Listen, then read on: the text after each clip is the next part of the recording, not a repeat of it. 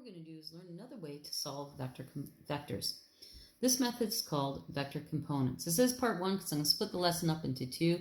First, I'm going to teach you all the skills you need, and then we're actually going to do some problems. So here I've drawn this vector, 25 kilometers north, 35 degrees east. This is just a sketch. It's not drawn to scale. I haven't measured anything. So all I know is first I'm going to go north and then 35 degrees to the east, and that line is 25 kilometers. To put it into its components means to draw it in the up, down, left, right. So exactly that. If I want to make this pink one, first I have to go up and then I go to the right. So let's draw those vectors in. You always start where the vector started and where the angle is. So I'm just going to draw in the up, down. So that's the vertical component. Then I'm going to draw in the horizontal component. So the horizontal component goes left and right. So the green line and the blue line add to give me the pink line. And I'm looking for, well, how big is this green line? How big is this blue line? And basically you're going to just use the skills you learned in grade 10 math. So back in grade 10 math, you learned something called SOHCAHTOA. So, SOHCAHTOA. SOHCAHTOA works for right triangles, and it's just a way to solve if you have an angle in one of the sides. So S stood for sine, so it'd be sine theta is equal to opposite over hypotenuse. C stood for cos, cos theta is equal to the adjacent over the hypotenuse. T stands for tan, so it'd be tan theta is equal to the opposite over the adjacent.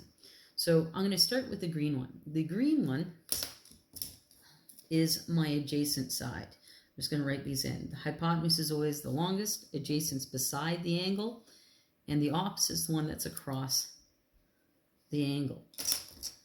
So A is adjacent. I have the hypotenuse and the angle, so I'm going to use cosine. So it'll be cos theta is equal to the adjacent over the hypotenuse. Plug in what I know. Cos 35 is equal to A over 25. I'm trying to get A all alone, so what I'm going to do is multiply both sides by 25. 25's cancel, A is all by itself. So I have A is equal to 25 cos 35. And when I plug that in my calculator, I get 20.5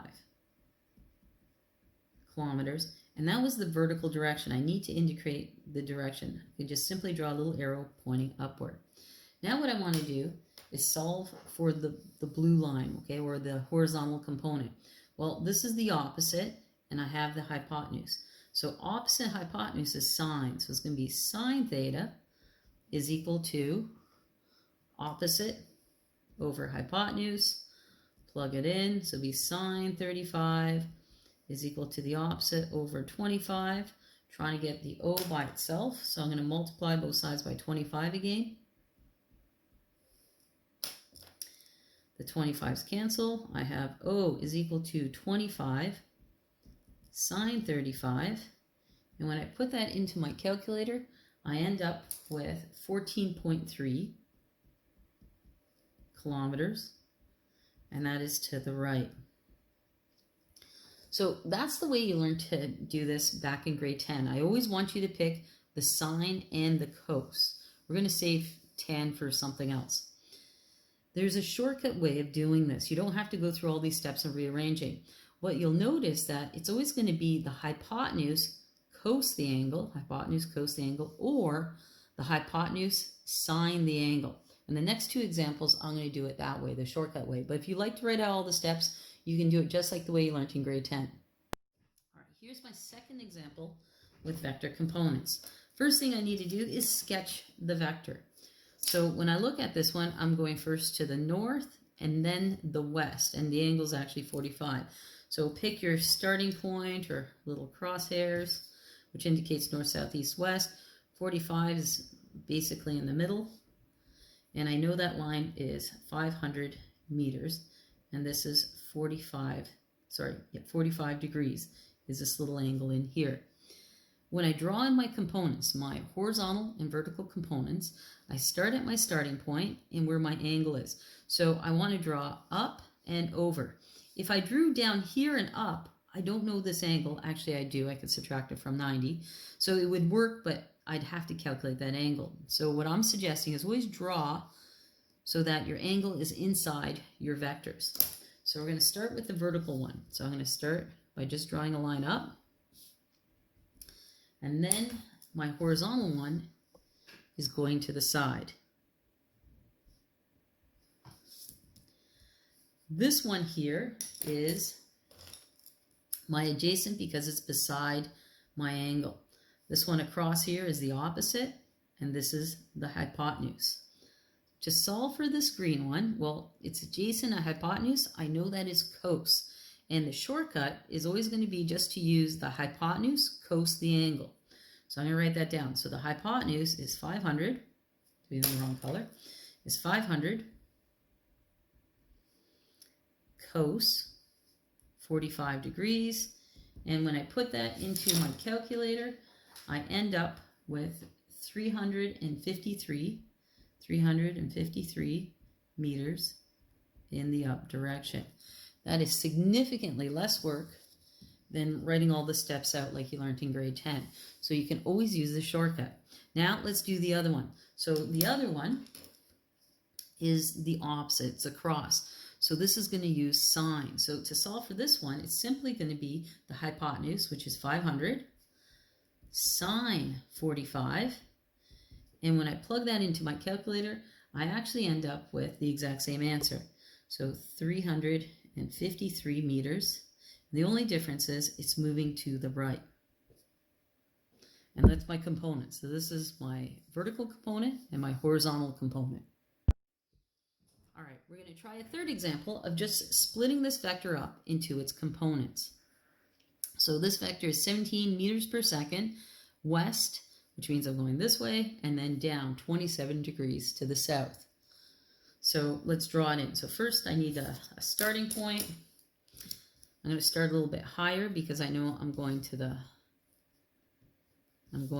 west to the left and then down 27 degrees, looks a little bit like this. So there's my vector. Now we put it into its components.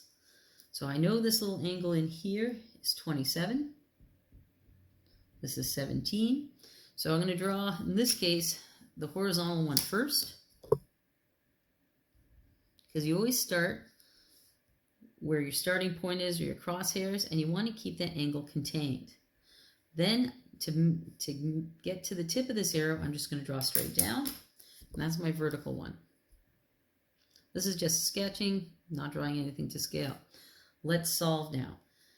So the green one in this case here is my opposite because it's a cross. My blue one is the adjacent because it's beside, and this is simply my hypotenuse, which is in meters per second. So the green one this time is using the opposite and the hypotenuse, which is sine. So this one over here is simply going to be the hypotenuse, which is 17, sine theta, which is 27. And when I put that into my calculator, I end up with, I don't know, let me figure it out. Didn't write this one down. So 17 sine 27 gives me 7.7. So 7.7 meters per second. And this time it's in the down direction. All right, the blue one. Well, the blue one is the adjacent. Adjacent is cos. So I'm going to write it out. It's going to be 17 cos 27. And when I put that into my calculator, I'm just going to switch that to cos. It gives me 15.1. 15.1 meters per second. And that one's to the left. So to put something in its components is really easy. You're either going to be hypotenuse sine the angle, or it's going to be the hypotenuse cos the angle. All right, in my fourth example, I want to solve a problem. It says determine the total distance and displacement if you walk 2.5 meters west and 1.5 meters south. So what we've been doing is just drawing this to scale. Now I want to use some grade 10 math, some stuff you learned in grade 10 math to solve this instead. So first thing I'm going to do is write down my given information. I know my first displacement is 2.5 meters west. So I'm going to write down displacement 1 is 2.5 meters west. Displacement 2 is equal to 1.5 meters south. And I'm looking for two things. I'm looking for both the distance and the displacement. So let's say A, I'm looking for the total distance, and B, I'm looking for the total displacement. All right, to solve A, I know that my total distance is equal to my first distance plus my second distance. Well, that's easy. I have, first I walked 2.5 meters plus 1.5 meters, and that gives me 4 meters total. Now I want to do B part. So in the past what we did was we drew it to scale, but you learned some other ways in math class on how to solve this. What I want to do is just sketch it first. So a sketch is just that. You're not actually measuring anything out. So first I went west, and then I went south. And clearly it's not to scale. This one's got to be a little bit longer. All right. My resultant is this little dotted line, and I'm trying to figure out what the resultant is. So I'm still writing everything in. So this is 2.5 west meters, 1.5 meters towards the south. Well, when I look at this, this is simply a right triangle. And in a right triangle, the one that's across the right angle is my C. And the other two, it doesn't really matter. You just pick one to be A, pick one to be B, and we can use Pythagoras' theorem to actually calculate this. So Pythagoras' theorem is simply C squared is equal to A squared plus B squared. Plug in your A and your B, so it'll be 2.5 squared plus 1.5 squared. Next, we want to put that into our calculators. So 2.5 squared plus 1.5 squared gives me 8.5. So C squared is equal to 8.5. However, I'm not done. I don't want C squared. I actually want C. So in order to do that, I need to take square root of both sides. And when I take the square root of 8.5, square root my answer, I get 2.9. So C is equal to 2.9 meters. So I know how big this is. This is now 2.9 meters. However, I'm not quite done here. This is a vector quantity, so I also need the angle. To calculate the angle, let's see what color I haven't used yet.